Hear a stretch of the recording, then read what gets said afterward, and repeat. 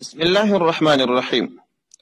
یو ورور پوښتنه کړې ده چې دغه د کالو د پریوللو اوبه چې کالي په پریولل سوه دغه اوبه مستعملې دي، دغه اوبه پاکې دي که ناپاکې دي؟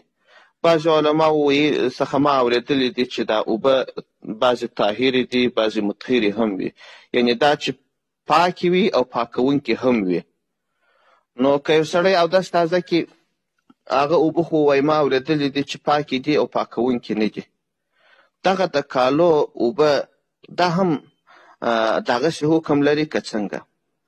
د دغه ورور د پوښتنې په جواب کې باید ووایم چې هغه اوبه چې پر بدن باندې استعمال سي د اوداسه یا د غسل دپاره د هغه یو حکم دی، او دا چې د کالو دپاره استعمال سي د دې بل حکم دی. هغه اوبه چې د پر بدن باندې استعمال سي په اوداسه یا په غسل کې، هغه که پر بدن باندې حقیقي نجاست پروت وي، لاس په مرداري لړلی وي یا په وینو لړلی وي او بیا اودس تازه سي، دغه اوبه چې د دې بدن څخه توی سوې دا اوبه یقیني نجسې دي چې ځکه هغه د ظاهري نجاست په دې اوبو لرې سو.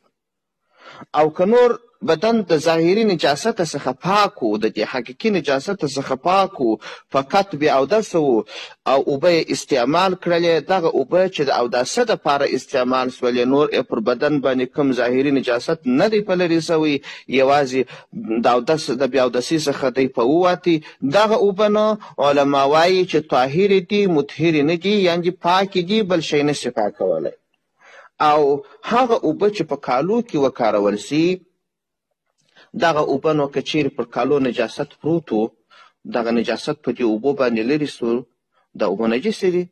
او که چیرې نجاست نه و، فقط د اوبو په د کالو سره په یو ځایوالي باندې چې پر کالو باندې اوبه توی سي، بېرته ونیشتېدل سي، په دې باندې اوبو ته تاوان نه رسېږي. البته که چیرې د دغه کالو رنګ په ګډ سو یا خیرې په ګټې سوې، هغه اوبه یې بدبویه کړلې یا د هغه اوبو څخه هغه سیلان هغه له منځه یوړی، نو بیا یې حکم بیل دی. که نه نو په پاکو کالو کې چې اوبه ولویږي، بېرته ونیشتېځي، اوبه د حقیقت ته نه اړوي، نه نجسې کوي، هم طاهرې دي هم مطهرې دي. خو که نجاست په لرې سو یا یې اوبه دومرې خیرینې کړلې چې د سیلان یې وایستلې، بیا جلا خبره ده، بیا نه دي جایز، بیا نه طاهرې دي نه مطهرې دي. العنایه جلد اول صفحه 15.